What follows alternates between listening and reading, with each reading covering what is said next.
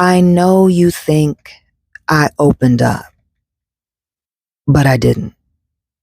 I gave you the pieces of me I could afford to lose at the casino.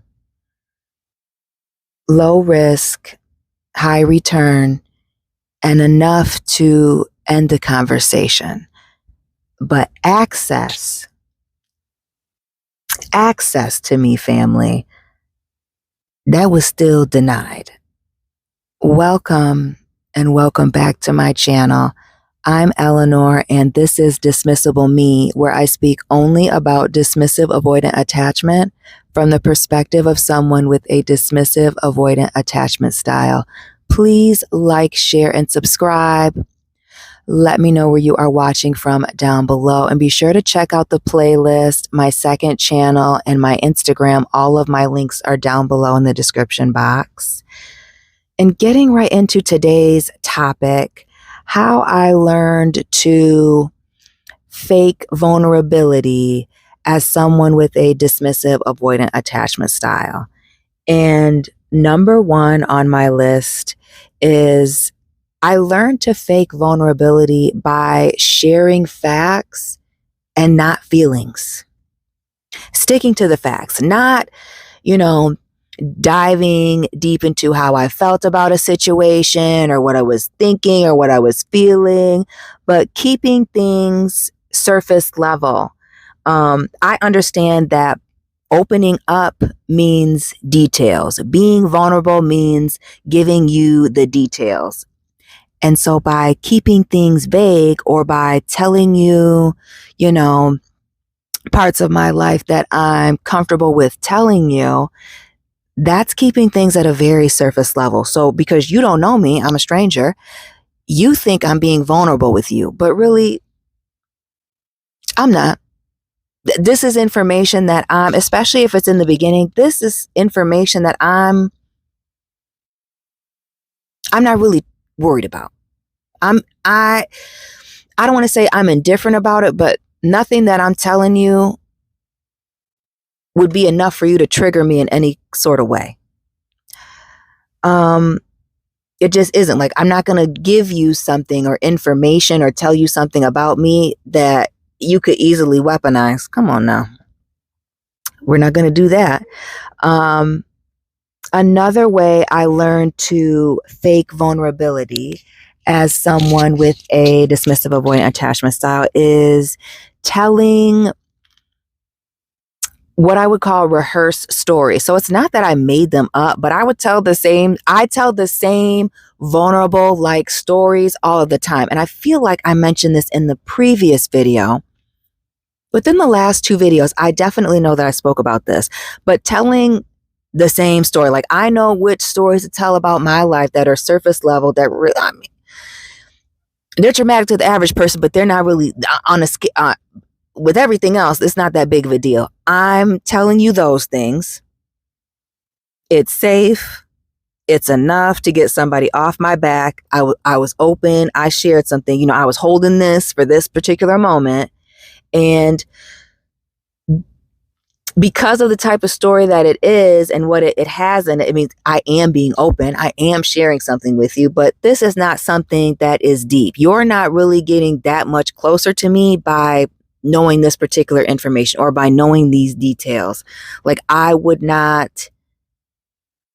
don't give myself away like that in that way. Like you got to work a little bit harder to get more information out of me than that.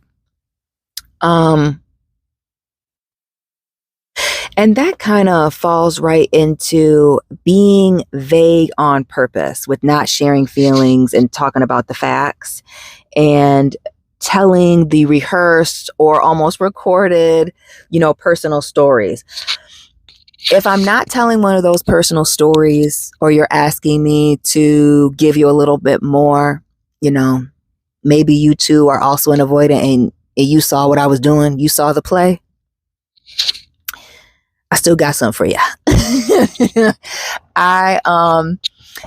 In this instance, I may tell you about something else, but I'm going to keep it, again, very vague, very surface level. I'm not going to dive into feelings and emotions. I'm not going to dive into anything crazy, but I got something else in my second bag of tricks. You know what I mean? So being vague on purpose is another way. Because again, access and vulnerability is in the details, right? So by being vague, I'm not giving you any details. So therefore, we're not getting close. You may be, and that's the thing.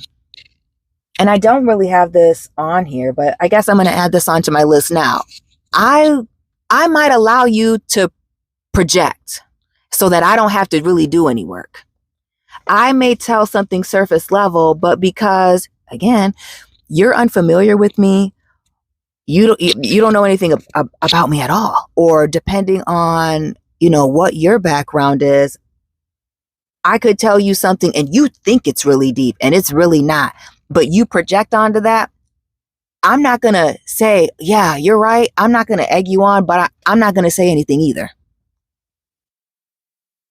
I'm not going to tell you I'm not going to tell you right. I may or may not tell you that you're wrong. If you go ahead and project and it's going to get you off my back so that I don't have to dive any further, well, then my work there is done. There's nothing left for me to do. So being vague on purpose. And then if you're really putting the pressure on me, then I can start to ask questions to shift the focus. Because one thing I do know as a quiet person is most people really like talking about themselves.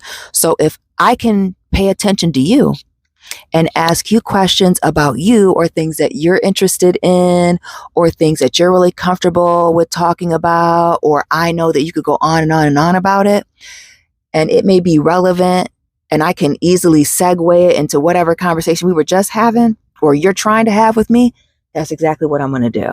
So I will ask questions to shift the focus, redirect the conversation so that I don't have to dive any deeper. Or so that I don't have to directly tell you, because maybe I'm trying to be nice by being indirect. And that's me maybe lacking communication. Absolutely. And being indirect. Sometimes it's wanting to keep things light because you understand that the other person may be, for lack of a better term, highly sensitive. And so you want to approach it in a light way. So you're indirectly letting this person know you don't really want to go there. But for the people that have dealt with somebody who's takes things personally very easy, you know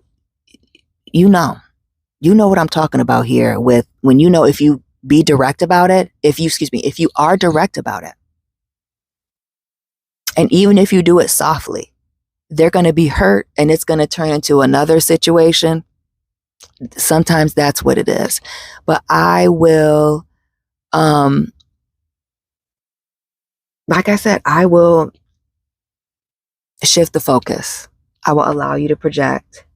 And I kind of already spoken about this, which is the controlled disclosure. Oh, no, I didn't. Controlled disclosure is another way that I can pretend to be vulnerable or sharing something, and I'm sharing something, but maybe it's not as vulnerable as maybe it's not as vulnerable as you think it is. So I could share a flaw with you that I'm not really sensitive about. And kind of going back to what I said earlier, I'm not really sensitive about this flaw. It may be a flaw of mine and I recognize it to be a flaw, but I may not be in the season of being concerned about fixing the flaw. So I might tell you about it, but I'm not necessarily concerned about fixing it. So you're not going to trigger me by bringing up the fact that you're doing this and you said you're not triggering me with that. And quite frankly, that may be something that I'm telling you so that later on, if you throw that in my face, I give you nothing after that. And we're just going to close up shop. Stop talking to you because I know you're dangerous now.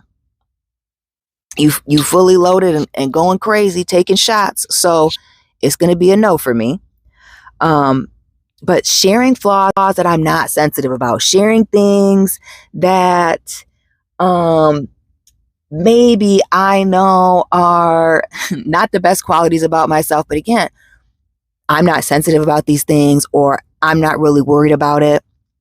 People may have addressed it with me, but my focus is not on fixing this. That may be something else. So, I'm opening myself up. I'm not pretending to be perfect. I'm keeping it real with you. This could also be seen as a red flag. The last thing on my list here is the having pre-selected, which does fall back into the rehearsed stories, but pre-selected safe topics to appear open on. There are certain topics that somebody can bring up to me or bring up in a conversation, and I can talk about them in a way that makes me seem like I'm being vulnerable. But between me and you, quiet as it's kept, I'm not.